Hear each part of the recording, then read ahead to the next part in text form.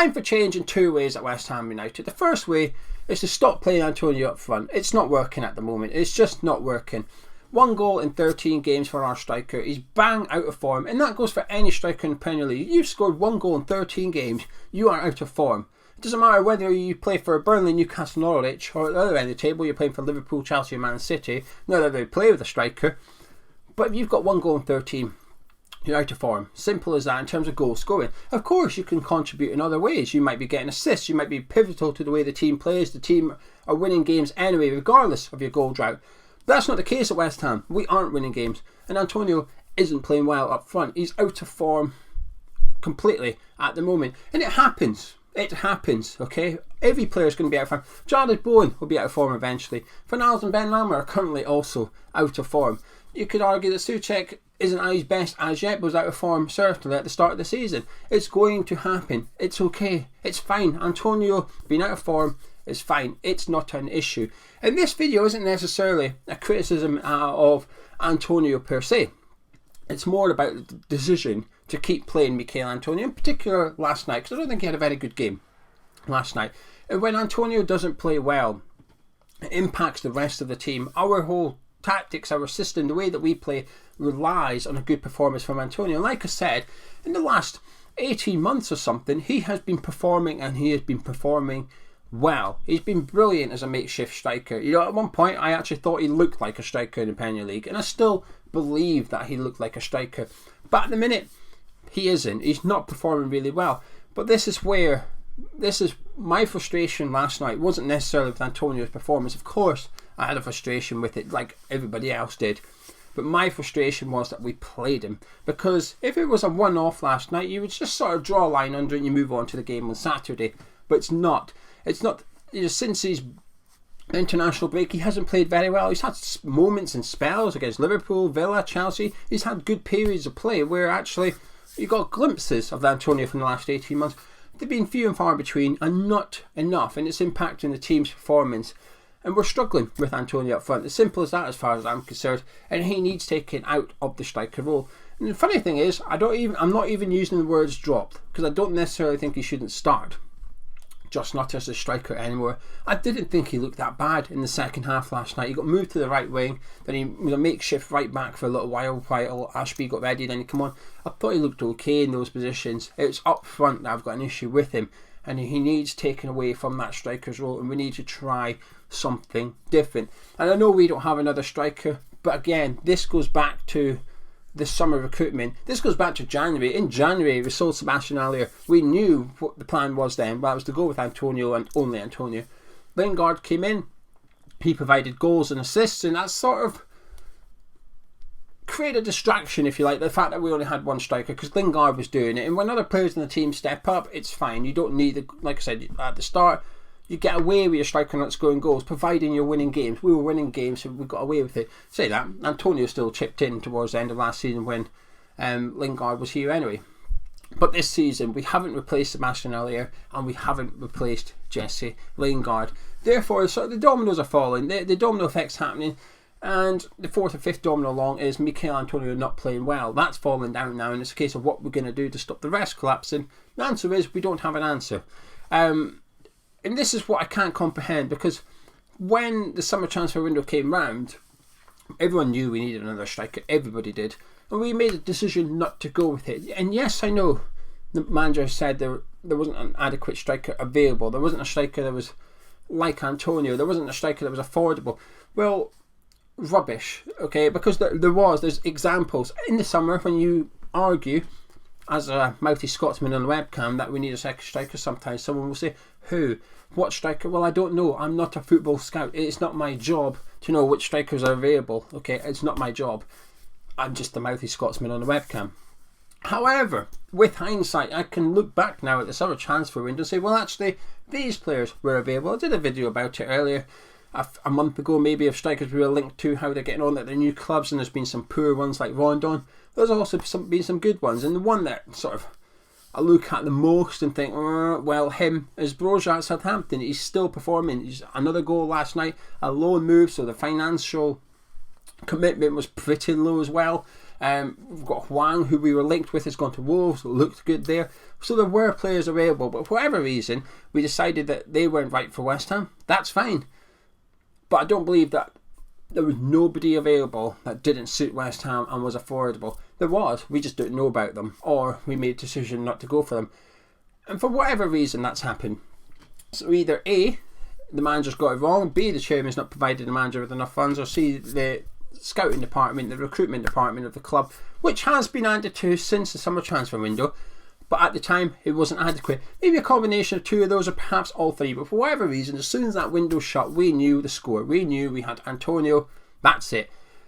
So plan A is obviously Antonio to perform, Antonio to be the Premier League striker, to score the goals. That's fine, I accept that. He deserved it. Antonio deserved to start the season as our striker, and he was performing at the start of the season. He was fantastic at the start of the season, scoring goals.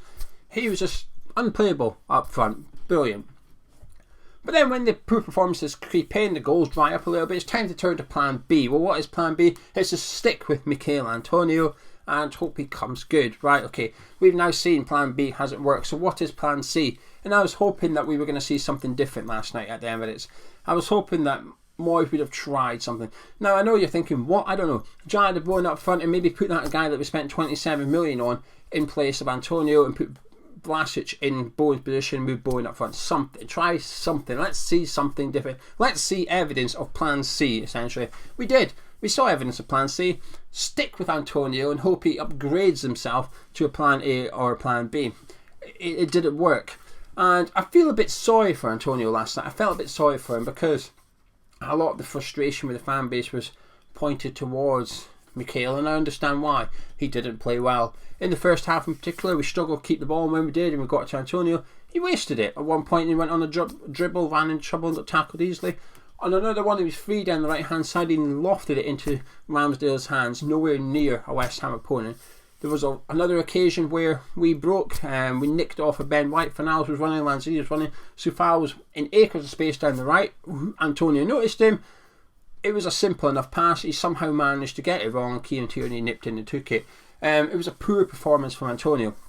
Frustrations were pointed at Antonio. I completely understand why. I had frustrations with Antonio.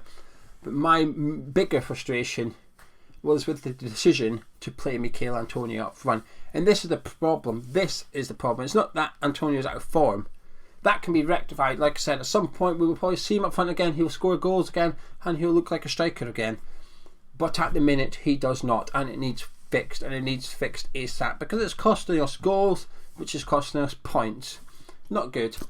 Now for point two, and it sort of ties into something I've already spoke about, which is the January transfer window, or the summer transfer window, because I don't believe we're going to sign the big Czech striker in January. And when I say big Czech striker, I don't mean a teammate of Souček and Kral. I mean the one that David Sullivan writes out, the one with the extra zero on the end that we hand it over. I don't think that'll come in January. I think we'll see another Lingard type signing. We'll attack this thing in the summer. We'll kick the can down the road a little bit. We'll deal with that in another video. But whenever the time comes, and hypothetically, let's just pretend it was January for the sake of the video, I want to see change.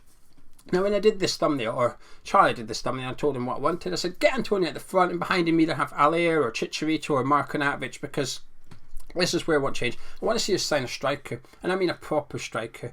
And not so much the type of player or anything, but Sebastian Allaire was a wrong fit. Chicharito was a wrong fit. Allaire for Pellegrini, Chicharito for Slaven Bilic.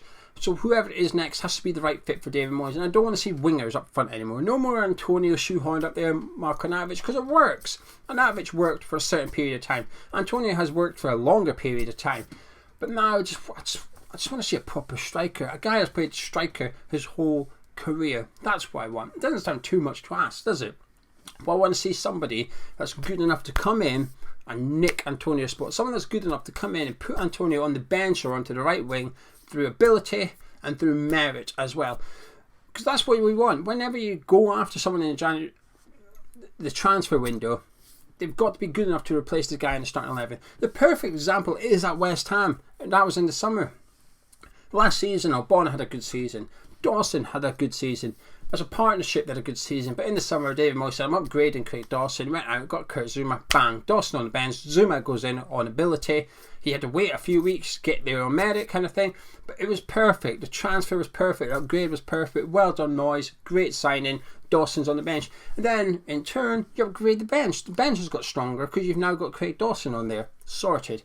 I want to see the same for the striker situation. I want to see someone that comes in that's better as a striker than Michail Antonio. Now, Moyes' comments a couple of weeks ago concerned me a little bit. He basically said, we're trying to find a striker that's good enough for the top 4 in the Premier League, and it's not easy. I assume what he means is it's not affordable, because it's not easy. I would disagree with that to some extent, because to be good enough, when you talk about the best players, and how much, this is the ability of player, and this is sort of like knowledge of fans. How many fans know about this player? The greater the player, the more fans that know. You know, Mbappe, Messi, everyone knows about them. And you go further down, you pick out a player from a non-league side in England, nobody knows about them. There is a correlation between the two. So I would say that it's easier to identify a player that's good enough for a top 4 club. But also, my reservations is more that we aren't a top 4 club. We have been 4th in Premier League, but to sum it up, perhaps the best thing is Sky Sports. Recent weeks they've been sort of cropping the league table so it only shows the top 3. Whenever they're talking about Champions League or the title, they show first, second and third, and a few West Ham fans have picked up on it and said, oh, when little old West Ham's in there, you knock 4th off. I actually don't think Sky Sports is wrong for once. It is a top 3 now in the Premier League, isn't it? Man United, Tottenham, West Ham, Arsenal, we're not nowhere near the level of Chelsea, Man City and Liverpool, but it is a top 3. And then there's a race on 4th, which we are in, I still believe we're in, along with Arsenal, Tottenham, Man United, Leicester, they get the finger out, Aston Villa, who looked really good under Steven Gerrard. There's a race on for 4th. So when Moyes just said, oh, it's not easy to find a striker for the top 4, but that's not what we're after, surely, because if you think 4th Champions League and that, I would argue that half our team isn't good enough for the Champions League club, an English Champions League club. But that's what makes us good, because we don't rely on individual talent. We are punching above our weight. And that's what's made this so enjoyable as a fan. That's why last season was incredible as a West Ham fan, because we know we're performing better than what we actually are on paper. We're getting there through hard work, through teamwork, through good tactics, through good atmosphere and stuff. Players just played better. We were a unit. We were a really, really good team last season, and we punched above our weight for large periods of it and finished 6th in the Premier League. Fantastic. Most West Ham fans were aware of this, and that's what I think makes it a little bit more enjoyable. So when Moyes speaks about going for a striker, it's like, well, we don't need a striker that's going to get into the team of a Champions League English club. We can't afford a striker that's good enough for Chelsea, Liverpool and Man City. We can't afford them. Hell, we only have one player that get into those squads, Declan Rice. You can make an argument for one player getting into one team. You know, if someone was to try and argue with me that, I don't know, for example, Soufal would get into the Man City team and I accepted it, he won't get into Liverpool and Chelsea as well. It'll be one team, one player, one team. But Rice is the only player who will get into more than one squad. I think you know what I'm trying to say badly. We are punching above our weight, and that is okay. What we need isn't somebody ability-wise necessarily that's good enough for one of those squads. What we need is a player that fits the way that we play, but is also good enough to wallop Michail Antonio onto the bench. And there's nothing wrong with that. And eventually that striker that we go after, that striker that we sign, will run out of form. That striker will need replacing. Antonio comes in then. We have options at that point, because at the minute what we are missing not only is a number 9, not only are we missing a striker, we're missing options. We're just missing a bit of competition with Antonio. If we were able a couple of games ago to take Antonio out, give him a little bit of a rest, take the pressure off him, we might not be in this situation where I think people's frustrations with Michail is greater than ever before. And that's a result of inadequate transfer spending in the summer. We've got Vlasic there, who is a bit of an elephant in the room. He's probably brought in to replace Jesse Lingard in theory, but he hasn't though, has he? He's not replaced Jesse Lingard. He might do later on down the line. He might not. It might not work out for Vlasic. It might. We don't know. We'll have to wait and see. But currently it hasn't. Currently he hasn't replaced Jesse Lingard. And that puts more pressure on Antonio, because last season if Antonio was struggling for goals or whatever, it's okay, because Jesse would have stepped up. Jesse would have scored the goals and stuff.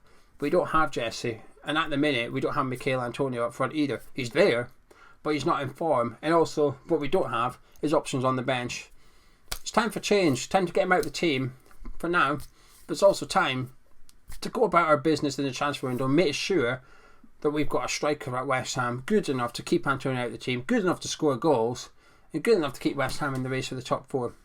In one's opinion, anyway. If you enjoyed this video, drop a like on and subscribe if you're new around here. It's a sponsor list video. It's good to do these videos now and again. But I'll put a pinned comment below with ways you can help out the channel if you don't mind.